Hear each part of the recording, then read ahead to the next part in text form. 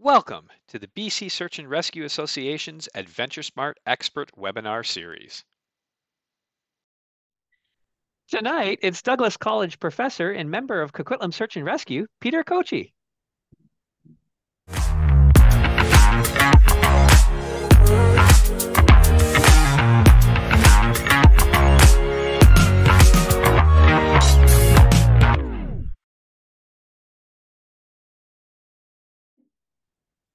Quick few numbers for you, and then I'll introduce our guest. We have 78 search and rescue groups in BC. There's 3,400 search and rescue volunteers all over the province. They're all highly skilled, highly trained, unpaid professionals, and they're a busy team. If you ever need them, the number for them is 911. It's no different than any other emergency. That will get you to search and rescue. We're grateful for you to be joining us tonight, and hopefully you can join us for some more as we go through our summer series. We're right in the thick of it. It's going along just great. It's super, super exciting. Tonight, our guest is a doctor of philosophy education with research focus on experimental education, outdoor integrated programs, learning environments, and group dynamics. We talk a lot about group dynamics here at BC AdventureSmart. Professor Koci has an undergraduate degree in exercise physiology. He was a member of the Canadian whitewater kayaking team. He was also a former whitewater kayaking provincial and junior national team coach, and was also Whistler Volunteer Ski Patrol. I spent a lot of time up there, that's for sure. We look forward to welcoming you tonight to the stage. Peter, it's really great to have you here because you wear many hats, and our focus tonight is injury prevention, as you know, as we know, as our audience knows. And we're grateful for all your time that you dedicate and volunteer with Search and Rescue. Just for those of you in the audience, let you know, we all love the outdoors here. Peter's interests are mountain biking, it's a love of mine as well, rock climbing, not big fan, but glad you like it, Peter. Fill your boots. Whitewater kayaking, wake surfing, trials, motorcycling, and scuba diving. Without further ado, Peter, I'd like to welcome you to the stage. The mic is yours, and I really look forward to your presentation this evening. Thank you. Thank you, Sandra. Thanks for the introduction. Welcome, everybody. And as Sandra said, the idea here is to look at injury prevention through a lens of fitness. Anecdotally, Sandra mentioned that I was at Ski Patrol. I remember when Whistler had only the basic two-seater green chairs, and we would have accidents coming in at like 2 or 3 o'clock in the afternoon. When we went to the high-speed quads, all of a sudden that transition, we started seeing accidents happening at least an hour and a half earlier. So that just in itself shows that when people skied more runs, they got more tired, and therefore there was more injuries. So like I said, anecdotally, I've seen it actually happen. So I'm going to go through this presentation. I teach a course at Douglas called Training and Conditioning. And most of the materials from this presentation comes from that class. So first off,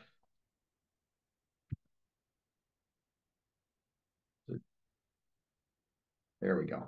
I'd like to acknowledge that I live in Pitt Meadows here in BC, and that I'm on the traditional territory, unceded traditional territory of the Koci First Nations, which I can almost see through my window just down the street here.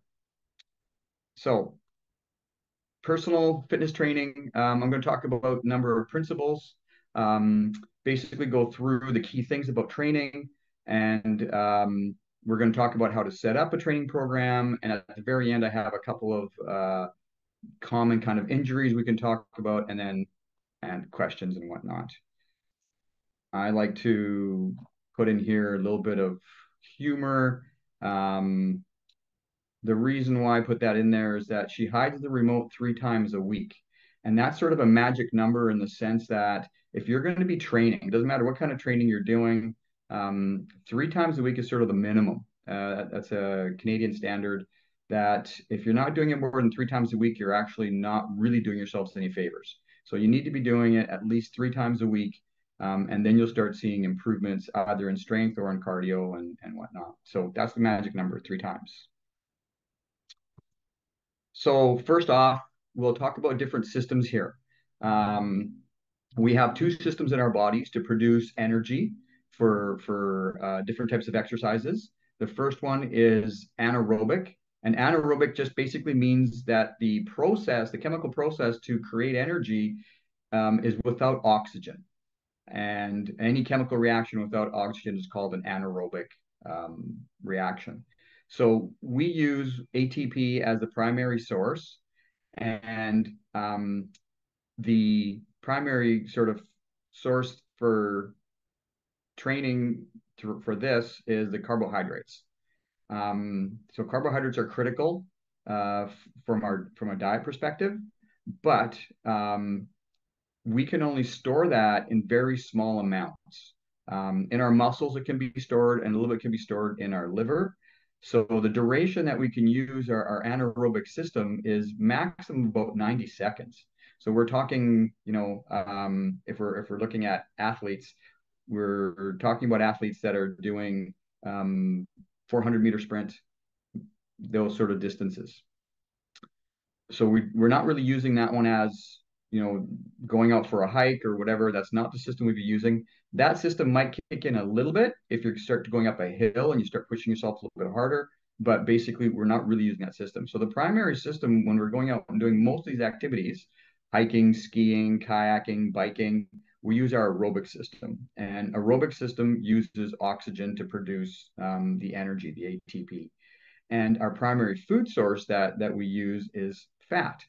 And so through what's called the Krebs cycle, we produce the ATP.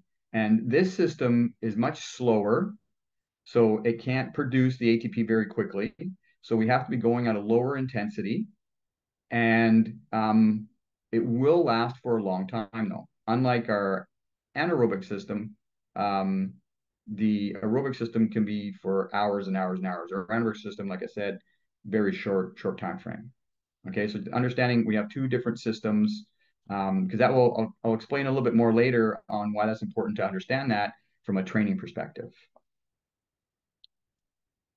Also, with our bodies, we have different types of muscle fibers.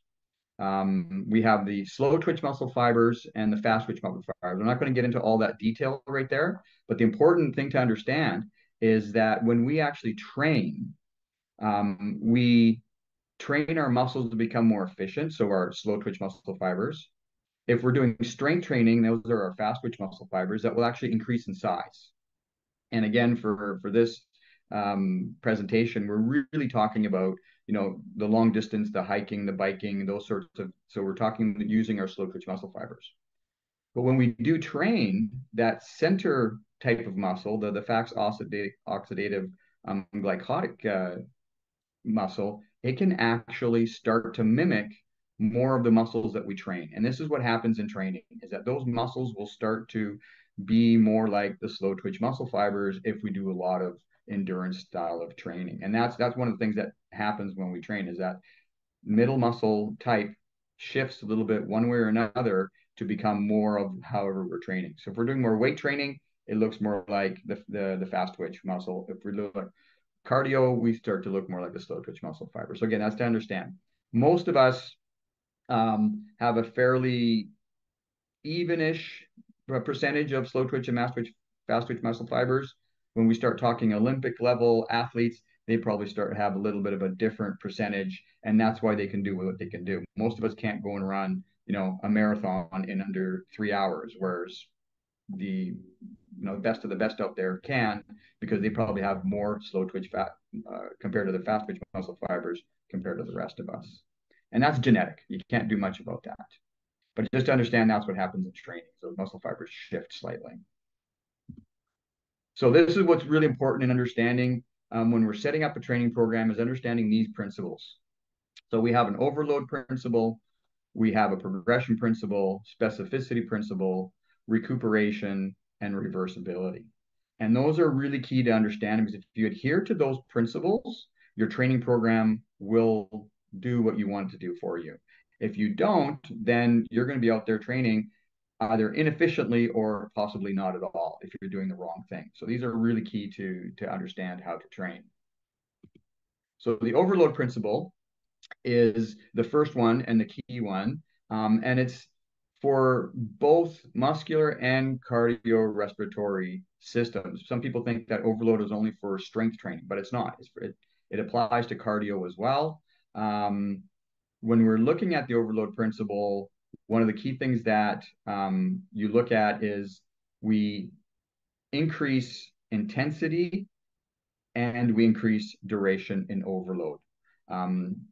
That's where we're talking about. Now, what we're talking in overload is that you have to stress your body beyond its normal amount. That's what overload is. You're overloading your body, you're stressing your body more than what it's used to. So as an example, if you go do the Coquitlam crunch or the girls grind, and you do that day after day after day, you're doing the same thing. You're doing it at the same time. You're not increasing your intensity, or it's the same length. So you're not increasing the duration.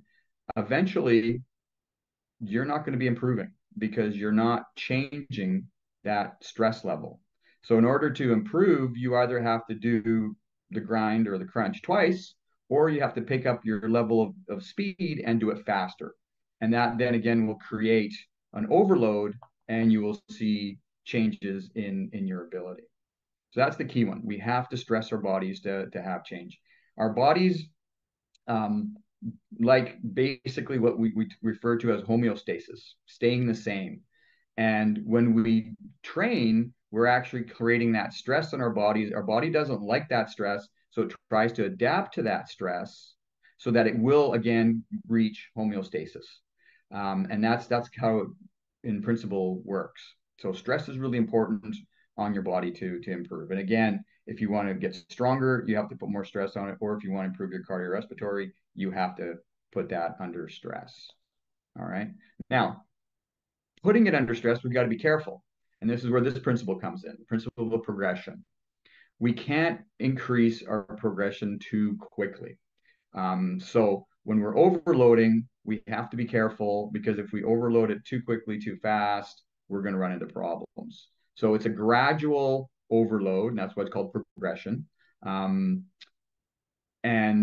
we have sort of a cardinal rule down at the bottom there, 10% rule, in that you don't want to be increasing more than, so I've got that bolded, more than 10% per week. If you start increasing it by more than 10% a week, you're going to run into overuse injuries, because our bodies can't handle that much change. And that's what's going on here. Again, we're stressing our bodies. Our bodies are trying to adapt. We have change happening. And if we do it too quickly, our bodies can't keep up with the change. And eventually our bodies break down and we have overuse injuries. So that's the 10% rule. So if you look at, let's say, for strength training, as an example, let's say I can bench press 100 pounds. 10% of 100 pounds is 10 pounds. So I would never, ever increase more than 10 pounds. As we get to what we call our sort of ceiling of capability, that is going to decrease even more. So we won't see big increases. When we start our training, that's when we can see fairly easily someone that hasn't trained at all in the weight room or even a lot of cardio. We can easily see that that individual will increase by 10% a week. But when we look at Olympic level athletes, as an example, let's use a sprinter, Olympic level 100-meter sprinter running 100 meters in 9 seconds something. They're not going to increase their ability to go faster by 10%. There's no way, right? We're talking hundreds of seconds that they're going to be increasing their, over a whole full season, let alone per week. They might increase their workload, but they're not going to be increasing their speed capability. So 10% maximum is what we talk about when we're talking about progression. So the next one is principle of specificity. And most people understand this in the sense, if I go into the weight room and I want to increase my biceps, I've got to do some sort of bicep curls to increase my biceps size. Similarly, if I'm a runner, I want to be able to run a 10K. Obviously, I have to run. So that's the next line down, specificity of activity. The one where I think a lot of people don't get is the level of intensity. If any of you have ever been on a team and your coach has ever said to you, train like you compete or train like you want to play, the game. That's what they're talking about, is that you have to practice at the exact level of intensity that you intend to perform at. So again, if we're talking, let's say a swimmer that's swimming a 200 fly, then they need to train at the pace that they want to race at. If they're not training at the pace they want to race at, they're only going to get better at that slower pace. So you have to train at the intensity you want. Now, from a recreational perspective, we're not super, concerned with trying to break records. So not a huge issue there at the level of intensity. But definitely the activity becomes critical. So if you want to go for a hike and say, you're going to go for a 2-3 hour hike, you have to hike. You can't go out and walk around the seawall. That will not give you the specificity that you will need to go do your hike. So again, the Olympic level or high caliber level, we talk about even time of day of specificity, where that if you want to compete at 9 o'clock in the morning, you have to train your body for 9 o'clock in your morning. Because if you don't, your body is not prepared to perform. And again, we're talking at Olympic level, your body would be prepared to do that at 9 o'clock in the morning for absolute performance. Again, recreationally, we're not too concerned about that. But we still have to be specific. So if you want to increase your hiking capability, you have to go hiking. If you want to become a better biker, you have to go biking.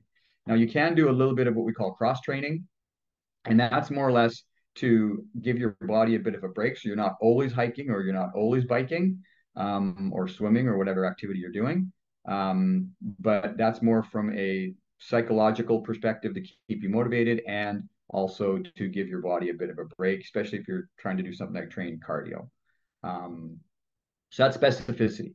And like I said, it's important to understand that we need to be doing that specifically. Otherwise, we're again not going to be getting the benefits that we want or need. So the next principle, recuperation, and this is probably where most high-end athletes for sure, and even recreational athletes probably don't really give themselves enough in the way of recovery time. And recovery time is basically from when you've worked out to the next session that you're going to work out again. And in just a basic rule, usually we talk about 24 hours is sort of the minimum rest time that you need for most things, especially any kind of strength training and or any kind of high intensity training. And the reason why we need the time frame is to recover, and it could be from a strength training perspective. When we actually strength train, we're causing microfibril tears, and those have to heal. We also need to, if we're not doing strength training, if we're just doing other levels of training, we need to refuel our muscles. Kind of like you have to refuel your car, you have to refuel your muscles, and that takes about 24 hours. And if you're not giving yourself that time, then again, you're potentially going to run into overuse injuries. It doesn't at first really get noticeable if you're overtraining. Usually takes a month or two of overtraining to really become sort of something that you're noticing. And one of the first things that you'll notice if you are overtraining is that your performance is actually going down. So let's say you're trying to train for a hike and you want to be able to hike for 3-4 hours, and you've started doing some hiking up the Crunch or the Grouse Grind or another local trail, and you're sort of, you keep track of your time because you're trying to improve your intensity a little bit to keep your overload principle going. And you'll notice that if you're overtraining, that all of a sudden it's getting harder and harder to maintain that level of intensity. Or you'll notice that your legs are getting more tired or your cardiovascular system is getting more tired. That means you're overtraining. The other way that you know if you're recovered or not is doing what we call a resting heart rate check. And a resting heart rate is first thing in the morning before you get out of bed, you find your pulse and try to do it for about 30 seconds. Minutes is good as well. And you just see what your heart rate is. You get a baseline, and then you know that your resting heart rate, let's say your resting heart rate is 55, which is a pretty good resting heart rate, by the way. And you're training, you're monitoring your heart rate, you're training on your heart rate, and then all of a sudden one day you realize, you sort of notice, and it's like at 60. And if you do your normal routine, and then the next day you get up and you check your heart rate and it's 60 again, that's an indicator that you're actually probably overtraining. And the reason why is because at nighttime is when our bodies actually recover the most. During the day, our bodies don't recover. There's too much going on in our bodies during the day for us to be able to repair those muscles or refuel our muscles. So most of all of that happens at nighttime, including, by the way, broken bones. Broken bones heal more during the night than they do during the day. So if you're waking up in the morning and you're above your normal resting heart rate, that means your body is still trying to fix itself, or it's trying to recover. And in which case, if that's what's happened, then what you should do is don't train that day. Listen to your body. And that's one of the big things that I always, with my athletes, would try to really get them to understand is listen to your body. Your body knows what's going on. You just got to learn to listen to it. And this is one way of listening to your body is what's your resting heart rate in the morning. And like I said, if you find that it's above your regular, your baseline, then you need to just take the day off. And if the next morning it's still high, well, then you need to take that day off too. And wait until your resting heart rate's gone back down to your baseline, which, like we said, as an example, we'll say 55. Then you know your body's recovered, you're good to go, and you can start training again. We have to remember that things like stress, sickness. So if you got a bit of a cold or something like that, or the flu, that will affect you. That will affect your recovery time. That will affect your resting heart rate. So again, those things will contribute. And like I said, if your baseline's 55 and all of a sudden you're up at 60 because maybe you do have a flu coming, or maybe you're stressed out. I know my students, around December, just as when finals are coming up and they're having to write papers and whatnot, they're probably not sleeping really well, they're not eating really well, and all of a sudden their baselines are way up. And I tell them, well, if they are, don't train. Take a day or two or three, whatever it takes for your body to come back to that baseline, so you know that your body's ready to train. Because again, if you're not listening to your body, that's when you're going to run into overuse injuries. And it might not be that overuse injury is going to happen during training, but it might happen when you're going for that hike, because your body's tired, it's overtrained, you've got muscles and ligaments and tendons that are stressed, they haven't fully recovered. Then you go on a big hike and you're going to get an injury out there. You're not going to probably get it while you're training, but if you overstress, like I said, 3-4 hour hike, you will find that that's when your ankle goes, or your knee, or whatever it might be that's stressed. So listen to your body. That's the big thing here for recuperation. Okay, the last one is they call it principle of reversibility. I like to use the term, if you don't use it, you lose it. And that really goes for a lot of things in our bodies. And fitness is absolutely one of them. So if you don't do an activity, or you're not doing it 3 times a week, you have longer in between your exercise workout sessions. So let's say I work out on Monday and I don't work out again until Friday. I have a whole bunch of days off. Well, my training is not going to be effective. I'm going to see this reversibility starting to come in. And we will see is that our strength actually has a slower gradual loss compared to our muscular endurance. So muscular endurance disappears much quicker. A lot of the research out there talks about somewhere around 18 to 30 days of not training, you're going to see a substantial decrease in your endurance capability. So, it doesn't take too much, 2 weeks, 3 weeks, somewhere in that time frame, and all of a sudden you've lost whatever endurance training that you had. It not completely lost, but it'll start to go down. And the longer you wait, the quicker the loss starts to happen. So at first the loss is slow, and then if you still don't do anything for like a month or two, now all of a sudden you will start to see that loss of endurance start to go even faster. Okay, so that's reversibility. Now, so now that we've gone through the main principles of training, we're going to talk about how to set up a training program and what you need to look at. So the first one is we have this FITT principle. So it's frequency, intensity, time, and type. So the frequency, like I've already mentioned off at the very start, minimally, we're looking at 3 days a week. That's our minimum. Depending on the type of activity you're doing, you can go up to 5 days a week. So I'm gonna talk a little bit more in the next slide about which ones can be 3 days, which ones can be 5. The intensity, again, that's the overload, so how hard we're going and continually growing our progression. We can monitor that in different ways. If we're doing cardiovascular training, we usually talk about heart rate. If we're doing muscle endurance or muscle strength training, we usually talk about counting reps and looking at the weights that we're using for the resistance. And that gives us an understanding of the level of intensity that we're working at. And again, I've got charts coming up that we'll talk about for our cardio, where we want to ideally see our heart rates.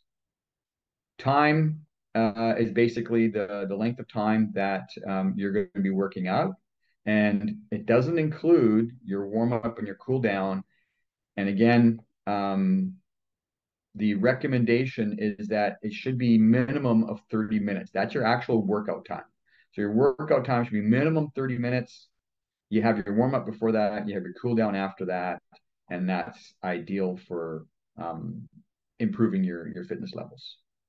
Okay. And then type is just basically what type are you doing? Back to our sports specificity. Are you wanting to improve your running time? Well, you've got to run. If you want to, improve your biking up, say Seymour or something, go mountain biking, then you've got to bike. If you're going hiking, again, you need to be hiking. Or the last one there, I've got weightlifting. So if you want to, what type of training that you're doing. So those are the things that you always have to keep in mind when you're setting up your training program. So here we have, we're talking about strength training versus endurance training. And this is muscle strength versus endurance muscle, okay? So in our frequencies, strength training, we can do 3 times a week. You really can't train your muscle, any muscle, strength training wise, more than 3 times a week. Because again, we need that recovery time. If we don't have that recovery time, we're going to run into major problems with our strength and our muscles and get into overuse injuries. So 3 times a week is the maximum that you can do strength training. Now I know there's people out there that go into the weight room more than 3 times a week, but even they're going into the gym more than 3 times a week, they're still not training specific muscles more than 3 times. So they'll do maybe what we call or refer to a split routine. So Monday, Wednesday, Friday, you might work your upper body. Tuesday, Thursday, Saturdays, you work your lower body. And in that way, you're still only training any specific muscle maximum 3 times a week. With strength training, a critical thing in level of intensity is that we need to go to failure. If we're not going to failure, then we're really not maximizing our strength routines. And failure means I just can't do one more bench press or one more leg press or one more bicep curl. I'm done. I cannot lift anymore. That's failure. Because in order for our muscles to gain size, we need to cause those microfibril tears, as I mentioned earlier. And those microfibril tears then repair themselves. And when they repair themselves slightly larger than what they were. And that's why when we go into the weight room and we do strength training, we see our muscles actually getting bigger because of those tears have been fixed, and when they're fixed, they slightly get bigger than they were before. That's strength training. Time frame, usually don't need to be in there for more than about an hour. Again, I know people are in there for longer periods of time. The reality is that most of those individuals probably are spending a half an hour of completely wasted time in the sense that they're not strength training anymore. I'm not going to get into that too much here, but yeah, it's about efficiency. And once you've gone to failure by doing things like dropping your weight, well, now you're not adhering to the overload principle anymore, and so you're really not training anymore. But anyway, the types that we're doing for strength training is we need to use weights. That's the reality. It's really difficult to do any kind of strength training if you're not using weights or some sort of machine. It's really difficult to, again, get to that failure. So shifting over to the muscle endurance, we can do that more days of the week. It says 6, up to 6. So that we're talking, this is sort of super high caliber, world class, Olympic level kind of athletes that would be training 6 days a week. And this isn't, again, something that you start off with. This is something that you have to work up to 6 days a week. Because when we're doing muscle endurance training, we're actually not causing those microfibril tears. What we're trying to do with our muscle endurance training is make them more efficient, more fuel efficient is what we're trying to make them do. And so they don't need as much of a recovery time. And that's why we can get away with going in and doing 6 days a week. The intensity, you can see 75 to 80%. So not to failure, below that level. And again, time frame about an hour or so is what we're looking at. And then as far as type goes in the way of endurance, any type of resistance. So it could be weights. You can go into the weight room and do muscle endurance training. You could be, for example, when we used to kayak, one of the things that we would do is we would tie a tire to the back of our kayak and paddle and try to do sprints that way. And so that tire, as we're pulling it through the water, obviously acts as an anchor, and that's giving you resistance. And that's how we would do muscle endurance training in our kayaks. You might have seen track athletes wearing parachutes when they do their sprints. Again, that's a level of resistance. It's not a huge amount of resistance, but it's a little bit of resistance, and that improves your muscle endurance. Okay. So shifting to cardiovascular training. So previously, I was on the page, I was talking about strength training our muscles, muscle endurance training. Now we're going to talk about cardio training. So those are 3 completely different things. Muscle endurance is about training the specific muscles for doing things. So it could be for hiking, could be for biking, could be for kayaking, whatever. Your cardio is obviously, cardiovascular system is your heart and lungs and all the arteries and veins in that to deliver the oxygen. So our heart is a muscle, so we can improve our cardio, and we'll see benefits to our heart, like getting larger, getting more stroke volume. Those are some of the effects that happen as we become better with our cardiovascular system. So when we're training, the level of intensity that we want to train at is kind of related to your age, but more critically related to your individual fitness level. So this chart here is just a general starting point, if you like. It doesn't really work with high-level athletes because high-level athletes already are starting at a higher level of cardiovascular capability. And so these numbers don't really work for them as well as individuals that are just starting off. So you can see across the bottom, it's got age. So you look for your age, and then you move up and you'll see a bottom line and a top line within what we call our training zone. So for example, for a 40-year-old, the bottom of our training zone would be 128 beats per minute, and the top would be 162 beats per minute. So for a 40-year-old individual wanting to train their cardio, they need to train for minimum 30 minutes in that target heart rate zone between 128 and 162. Now, the closer you are to 162, the greater the amount of cardio training you will receive, in the sense that you're going to see bigger improvements if you're closer to the 162 than if you are at the 128. You'll see improvements if you train at 128, but you'll see greater improvements in your cardio if you're up at that higher level of 162. Now, we don't want to go over the 162, because remember earlier on, I talked about your aerobic and your anaerobic systems. So our anaerobic system kicks in when we go above 162. And we don't want to do that because we're not trying to train our anaerobic system. We're trying to train our aerobic system, our cardiovascular system. So we want to stay within that target heart rate zone. And like I said, sometimes for individuals that might have already been training or have a good cardiovascular system, those numbers may be slightly higher. So we can't, these aren't exact numbers. These are just, like I said, starting points that we want to work with.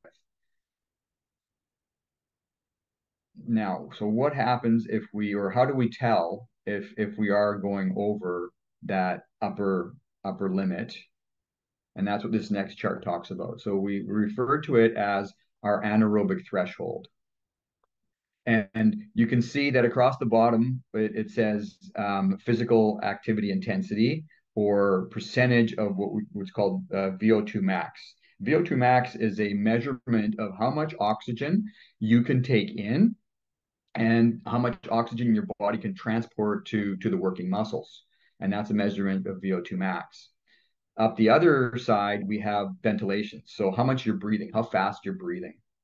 So you can see that the chart goes linearly till somewhere about 65, 68, somewhere around there, 70% of your VO2 max. And then all of a sudden it starts going exponentially really quickly.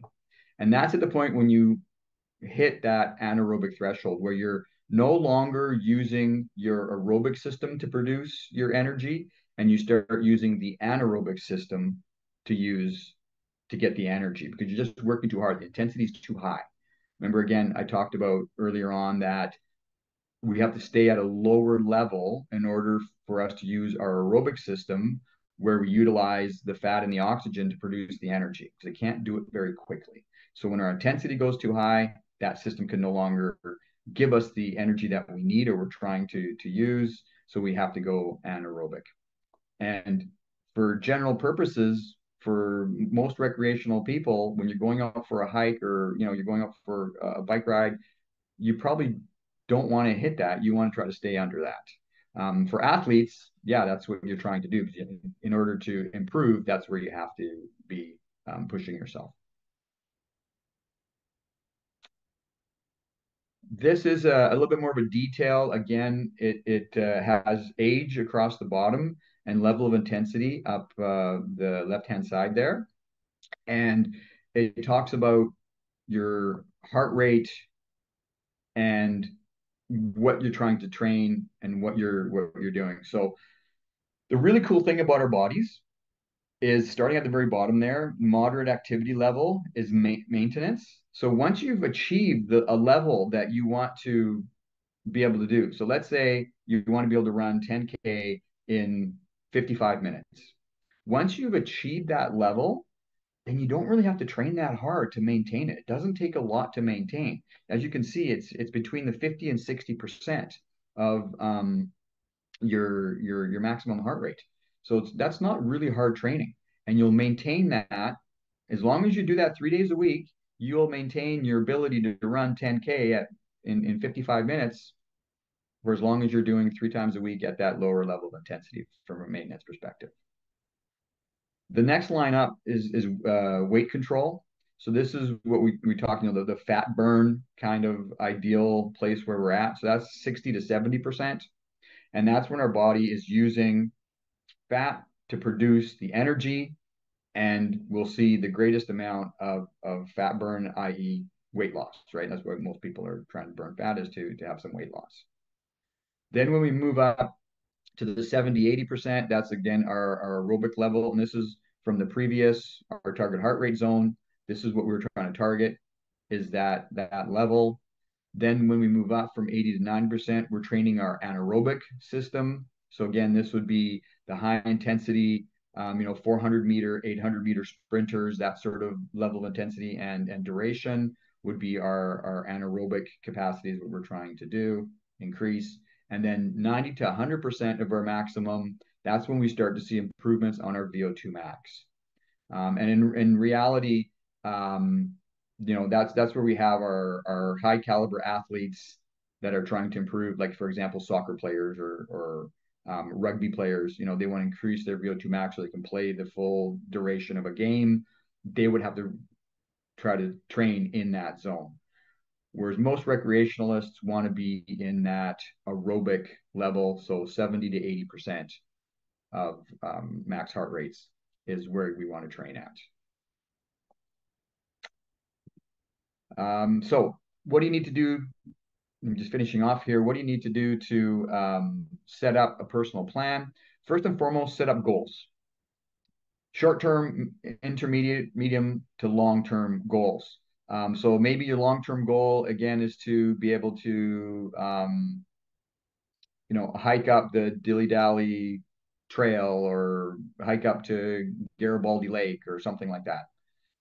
Intermediate short goals, you need to look at specific things. So you might say, okay, I'm going to start off with hiking the crunch. And my short-term goal is to be able to do the crunch in, you go out there and you see what you can do it in, and then see, okay, if I say I can do it in 10 minutes, I'm going to try to do it in 9 minutes. That's going to be my short-term goal. My intermediate goal is to do it in 7 minutes. And like I said, my long-term goal is to be able to hike all the way up to Garibaldi.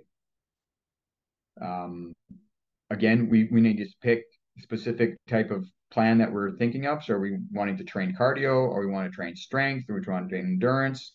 Do we want to increase our flexibility? So we got to choose our area of training and actually write them down. We find that when individuals write down goals and actually put them in a public place, like on your fridge or something like that, you're more likely to achieve them. Whereas if you don't write them down, you don't make them public, you're less likely to achieve your goals. So little hint there. And giving yourself a reward system when you achieve your short-term or your medium-term goals is always a good thing, right? And that can be any kind of external reward, take yourself out for a dinner or buy yourself a new pair of shoes, whatever will sort of inspire you to continue training, give yourself a reward every once in a while. We need those goals to be specific. So don't ever set a goal as I want to become more fit. Get way more specific than that. Make it that, you want to be able to run the 10K, or you want to be able to hike the grouse grind 2 times in a row, or you want to be able to bike from I don't know, Vancouver to Abbotsford or something, right? Give yourself real specific goals that have either distances or times or some sort of measurable ability so that you can see, am I achieving my goals? That's really important. We've already talked about step 3, set up your fitness principles and actually put it into your calendar. So when you're going 3 times a week, write it into your calendar. If you use your phone or if you use paper, whatever system that you use for keeping all track of everything, put it in your calendar that you're going to be working out on Monday, Wednesdays, and Saturdays, or whatever days you're choosing, but actually write it in so you have your frequency. Write in on your days of what you're doing, how many times, so your intensity and times, all that needs to be written down so you can see it. And again, you'll be way more successful if you do that than if you just kind of try to do it half-heartedly.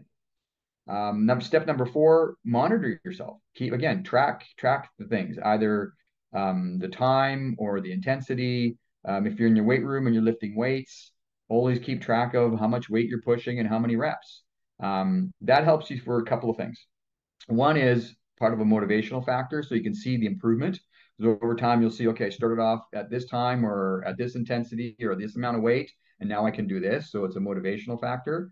But also critically, for once you've achieved your goal and you want to set a new goal, it's much easier to set goals when you have a log and you can see your tracking to set really proper goals for next time because you have some data there to help you out. Really critical.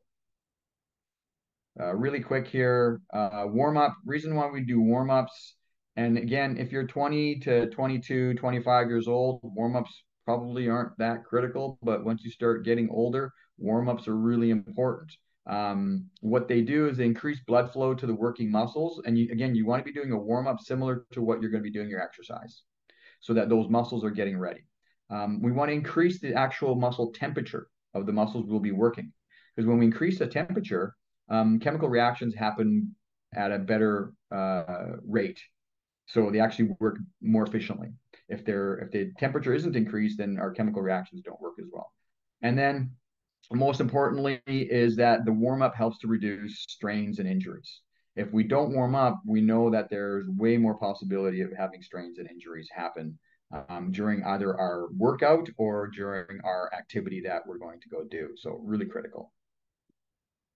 On the flip side, our cool downs, we want to return blood flow to the rest of your body, because when we start to work out and train, or if we're working, if we're going for that long hike or we're going for a long bike ride, most of the blood flow is going to the working muscles. So things like your digestive system and your urinary tract system all shut down in the sense that the blood flow stops going there. So part of the cool down is to start to return the blood flow to everything else in your body. As far as muscle soreness, when we do strength training in particular, or high intensity anaerobic training, we actually have some lactic acid buildup. And if that's not removed from the muscles, we will get sore muscles. It's called delayed muscle soreness. And so your cool down helps to minimize that soreness. And lastly, we want to return our core body temperature back to a normal temperature. When we're working out and we're training, we're going to have an increase in body temperature. So we want to lower that back down. Adaptations. So I've talked a little bit about some of these. When you start to train your cardiovascular system, one of the things that you'll notice is that your resting heart rate will get lower. So unfit individuals will have a resting heart rate of somewhere around 65 to 70. Your Olympic level marathoners and triathletes and any kind of endurance athletes, their heart rates might be down around 48, 50 beats a minute. So really low compared to someone that's untrained. Your heart will become larger, so you increase your stroke volume. So you actually, when you increase your cardio, one of the things that happens is that you actually don't need to beat as many per minute, because your heart's gotten larger and it can pump more blood per stroke. And that's one of the main reasons why we see the resting heart rate's lower, because each stroke is pumping more blood than someone that's unfit. Our respiratory muscles, so those are our intercostal muscles here that help us breathe. They improve in their endurance, just like all other muscles do. So it becomes easier for us to breathe when we're training hard, because those muscles improve. And then our muscles' capacity to produce aerobic energy increases, so we become more fuel efficient is what happens. And that's sort of the adaptations. So today we've been talking about, hopefully the benefits are to reduce risks, because we know that people that when they get tired, they're way more prone to injuries. Most people get injured on their way down or on their way back, not on the way up, especially the hiking or mountaineering or that kind of stuff. That's when you typically get injured. And it's usually towards the end of the day. It's not the beginning of the day. We very rarely get called out in the mornings, SAR teams, because someone's injured themselves. It does happen, obviously, but we usually get called out late in the afternoons when they're tired, they're walking down the hill or whatever. And that's when we see the injuries happen. So when you're more fit, you're not as tired, way less likely to have those injuries. Other benefits: reduce of cardiovascular disease, reduce possible diabetes. There's a huge link now. The research is showing that if you do regular physical activity, you can reduce the possibility of some cancers.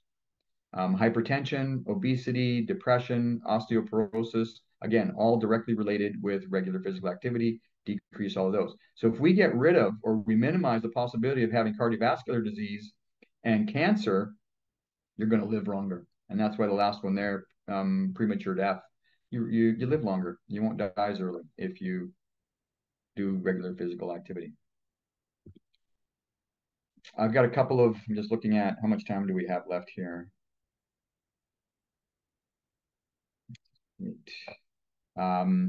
Just a couple of common overuse injuries for I looked at mainly hiking. Plantar fasciitis, basically your foot, base of your foot is where you start to have problems.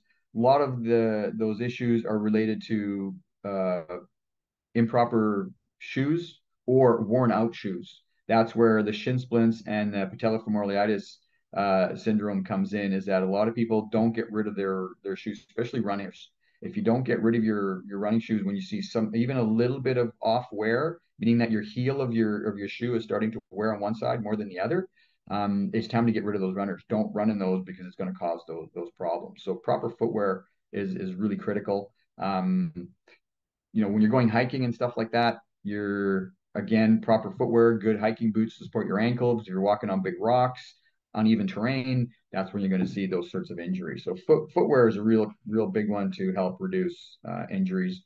All of those conditions, the way you deal with them is rest. Immediately when we're talking about something happens, we use the treatment called RICE. A lot of people might be familiar with this. Rest, ice, compression, elevation. The important thing with this one is that we only use this on soft tissue. You don't ever use that on any kind of major non-soft tissue injuries. It's only soft tissue injuries that we use that treatment on. And that is it. Thanks for listening. I hope you got a lot out of that.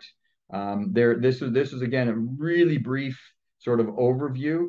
I spent a whole semester going through this in my classes to go through all that stuff. So this was like a major condensed version of that. But hopefully it gave you enough information so that you can start thinking about putting your programs together and becoming more fit. No, it's wonderful. And there's lots of questions and lots of reactions also as well. Thank you very much for those. Let's just jump right in. Luckily, a lot of these questions are questions that I had as well. So I'm just going to go ahead and point out, I got a brand new watch. It's a fancy watch. John asked questions about overtraining, heart rate variability, and I'll just throw in VO2 max as measured by smartwatches and stuff like that. Is that actually useful? And what are your thoughts about those things? So when I train myself or when I was training athletes, heart rate monitor, key thing, absolutely key thing to have. Because then if you're in that zone, right? We're trying to be in that target heart rate zone, and so that will give you that information. A lot of the watches will have you can actually set the zone, so you can set it for what's my maximum, what's my minimum, and if you're not in there, it starts beeping at you, right? So you don't have to be looking at it. It will actually start beeping at you, telling you, oh, pick it up, you're getting too slow, or hey, slow down, you're going too hard, kind of thing. So absolutely phenomenal. That technology is great for efficient trainings. Again, we want to stay in that target heart rate zone. As far as measuring your max VO2, no, they're not accurate. And in reality, for most recreational people, your max VO2 is kind of irrelevant.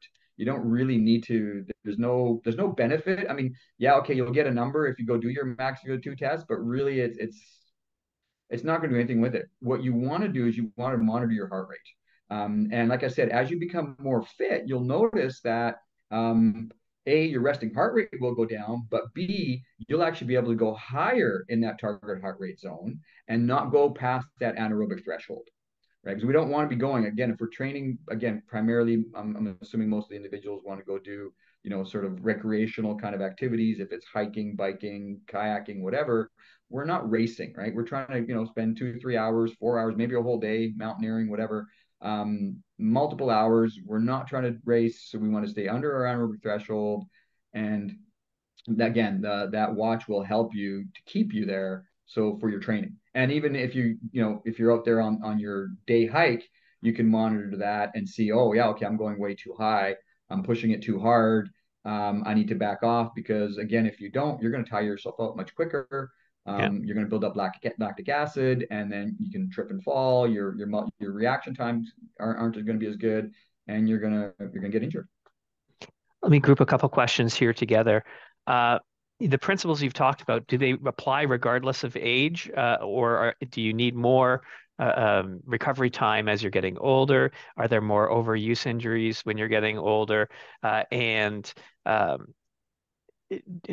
does, like when you showed that chart where it said, where it showed as it was you were getting older, the heart rates were going down.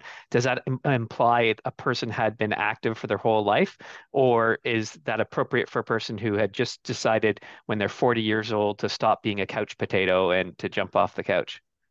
Yeah, so that chart, that target heart rate zone chart is just a basic starting point. And yes, the answer is that it is for the person that at 40 decides, okay, I haven't done anything. I'm out of shape and I want to do some stuff. I want to be able to hang out with my kids, or at 50, hang out with your grandkids or whatever. And you want to get into shape. So that's that starting point for that individual. As an athlete, so for example, for myself, I'm 60 this year. And when I look at that chart, I think it says maximum I can do is like 130 or something like that. Well, when I go mountain biking and I'm actually training, my heart rate's way up at about 150. And that's because my heart rate's used to doing that. And that's sort of the zone that I know that I'm in. So that chart doesn't work for me because I've always been a high intensity athlete, and not that I'm an athlete anymore, but I'm still training quite hard. So the fitter you are, the less likely that chart's going to work for you. But again, with a watch, right, a heart rate monitoring watch, you can figure out what your zone is and try to stay within that zone. Um, as far as the earlier question of as you get older, do things change? Well, yes, Longer unfortunately, recovery time? and from personal experience, it is recovery time. Yes, it is longer. So someone in their 20s, if they go out and do a workout or whatever, compared to someone in their 60s like myself, I need more recovery time now. Absolutely, like that 24 hours. If I do a really hard workout, like the only times I do hard workouts nowadays for me individually is when I go biking, mountain biking. I'm not a runner. My knees are bad. I can't run. So when I go do cardio, I go do mountain biking. And so I'll go up Burke, or I'll go up Mount Seymour, or I was up at Squamish a couple days ago, right? So when I'm going uphill, that's when I push myself. And I find that I need more recovery time now than just 24 hours. So as we get older, definitely our recovery time gets longer. You can still sustain a fairly high level of intensity, but definitely recovery time is longer for older individuals. Let me do a quick one to both of you here. Patrick says that he leads seniors on walks and hikes, but they aren't big fans of warm-ups and just want to go. Is there any suggestions or ideas on how you can sort of slyly convince them that this is the right thing to do? Either convince them to do it, I guess, by telling them things, or to convince them or to do it by including something into the exercise itself. Yeah, so basically, if you're going for a walk or a hike, make sure that you start off slow. So instead of saying we're going to do a warm up now, right? If they don't want to do a traditional kind of warm up thing, just start off slower. Make sure that you don't start at the base of the grouse grind, as an example, right? Because the grouse grind just goes, uphill from the first 5 steps when you pass that gate. So start way lower down in the parking lot. Park your car like 3 minutes away instead of parking it at the top. Mhm. And then use that as your warm up as you get to the grouse grind. And then by the time you've hit the grouse grind, you've sort of already warmed up your body and you're ready to go. So, and in that sense, you don't have to do a warm up. You're just including it as part of your hike or whatever. Um, yeah. Sandra, any thoughts on convincing people to like what you could do as far as giving them advance warning about what they need to do in order to keep their injuries down? We talk a lot about the 3 Ts, and hopefully we have time to watch our video shortly. And really in that trip planning phase, we can talk about it amongst our group. I think that's really what I've gained so far from our webinars this season, is just the conversations we need to have and that engagement with each other, right? Maybe before we actually decide to do the grind, for those of us who like it, not me, we actually kind of go for an afternoon stroll or do some other things and chat about what we want and how we're going to do that when we do get to it. You know what I mean? Or it could just be a couple shared texts, whatever it is. I think what I've learned a lot since we've started this summer's webinar series is to have that conversation with your friends that you're recreating with. What are we doing? How are we doing it? And what are our goals? Are our goals an hour and a half to go up Frome and rip down and come down some crazy stuff? Or are we just going to cruise on different trails in different areas and work towards that later? So I think that's a big piece for me that I'm trying to bring in more into my activities, and just having those conversations. They can be short and sweet with your family and friends, or in more detail with those that you don't really know. We've also, Scott and you and I have talked a lot about those meetup groups that we have at trailheads. It could be a mountain bike group that I've never rode with, or it could be a hiking group I'm just meeting up with. And that's common now these days, right? We join online and boom, next thing you know, we're at a trailhead. What happens there? That's where, and I'm thinking back to previous webinars just a couple of weeks ago, is that conversation needs to be had. It's pretty simple. Just bring it up and move around, or say, hey, let's take 5 minutes to do some warm-ups.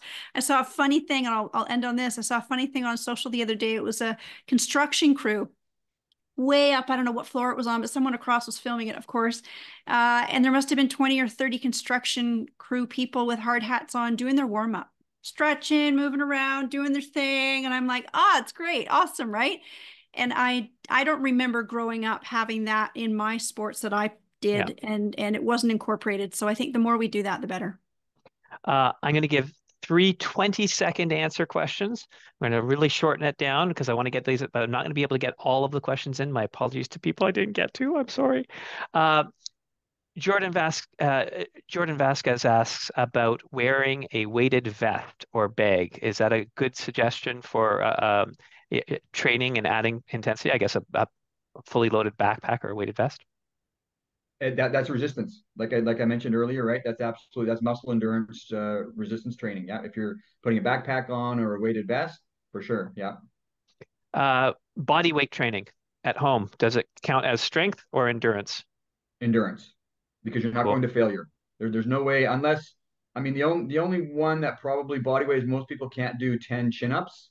So if you can't do 10 chin-ups, then that'd be considered strength training. But most people can do other things with their body weight. So that is muscle endurance training. Cool. Let me just clarify that. The number that we're looking for is basically 10 to 12. So if you're under 10 to 12, then that's strength training. So the amount of reps that you can do. So if you can do 10 or 12 reps of something, or you can't. So if you can't, that's strength training. If you can do 10 or 12 or more, then it's muscle endurance training. That's the really handy rule of thumb. I like that. Madison asks, what class is this taught in? Because she's a student at Douglas, and this really sounds incredibly interesting. And apparently you now have a new student who wants to join. So the course is sports training and conditioning, sports science 1103 is what the number of the course is. Sports science 1103. I'll see if I put that in the thing here. Yeah. Sports science 1103. There you go. Perfect. Okay. My apologies to Natalia and the other folks I didn't get your questions to, but we are actually going to play a little video. And then when we come back, if you were paying attention and you haven't won in the last year, you actually might get a chance to win a lamp from our sponsor, Bright Source, or a reflector from our sponsor, Reco. So hang on a second. Let's go ahead. Last 10 seconds here. I forgot to add the reason why I was incorporating strength training in there is that when we increase our strength, that helps our endurance. Doing endurance training doesn't help our strength. Does that make sense? Yeah. It does make sense. And you know what? That's my problem is I do way too much endurance and I do very little strength, and I need to work on that. Even if you want to go for a 2-hour hike, if you improve your muscle strength, that will improve your ability to go for that 2-hour hike. Here we go.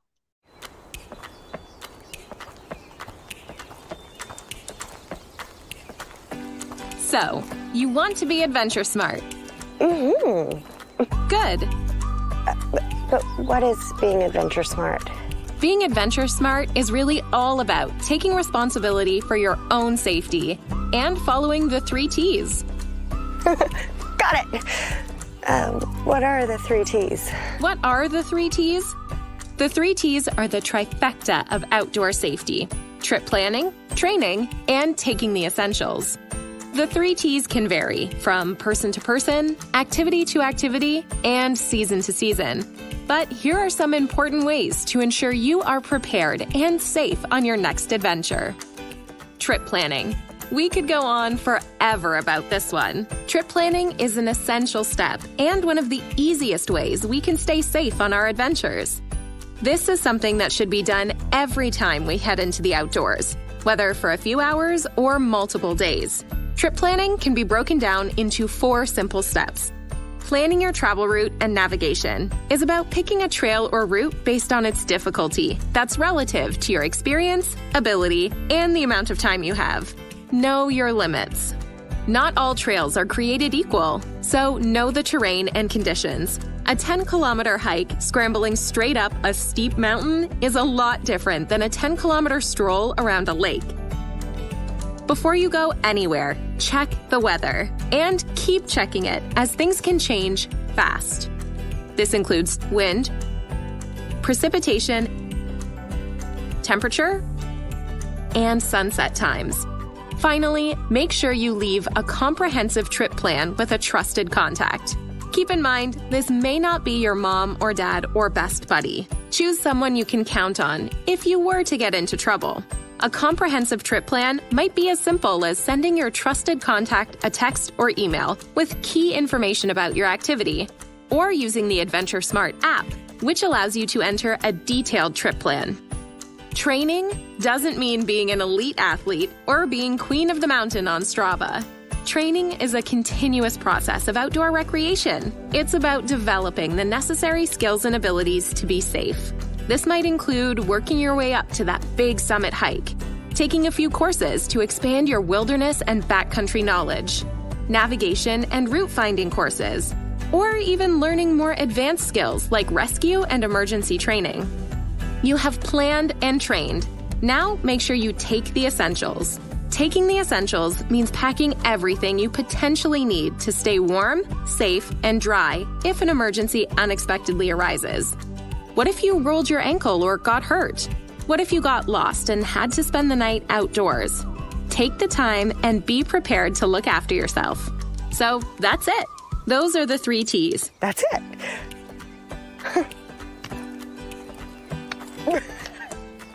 But no matter how hard you train, how well you trip plan, and how much essential gear you bring, you may still find yourself in an emergency. And that's okay.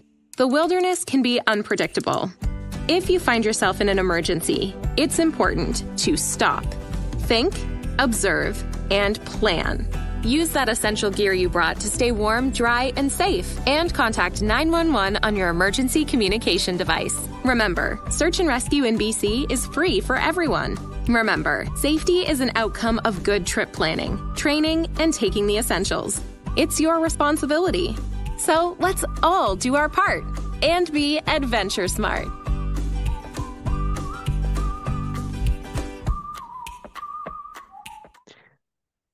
We're near the end.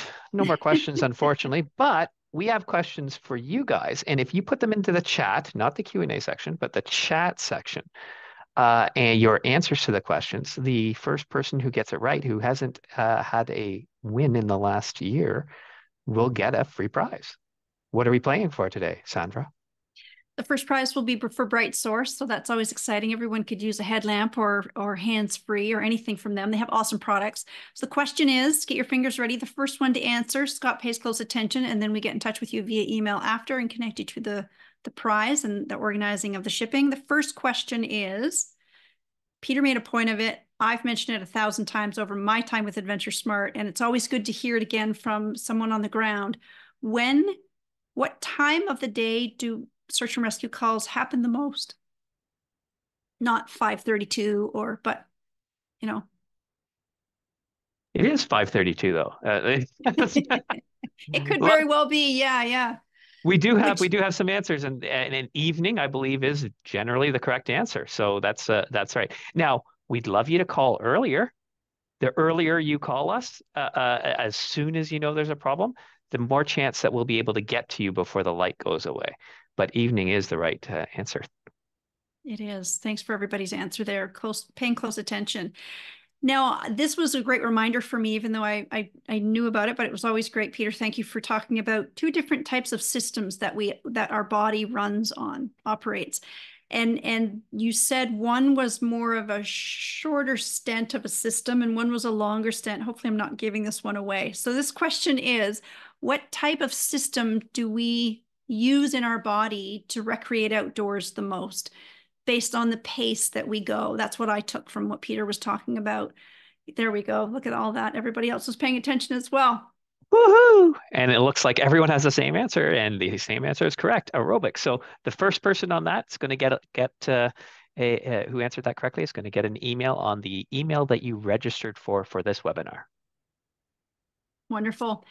Thank you very much, everybody, for sticking around. We went over, but man, I could still be listening to Peter, so thank you. And I think you may have a student or two that might join you down the road. I'm not sure it was if this was an intro to that or a condensed version. I would be quite interested in it as well. I hope everyone enjoyed the evening as much as I did. You know, this was about injury prevention. It really focused on training, and that's how we can reduce injury and strains and sprains. And that lower extremity injury is the most common reason for search and rescue in British Columbia. So if we can mitigate that, reduce that, manage it, think about it, talk about it, you will be helping out these 2 search and rescue volunteers who are with us tonight and everybody else that belongs to the 78 search and rescue groups in the province of BC. Thank you for your claps, your hearts, and your accolades. We appreciate it. Enjoy your summer, and hopefully you join us again for future webinars. They run all the way until August 1st. Thanks, everyone. Take care. Good night.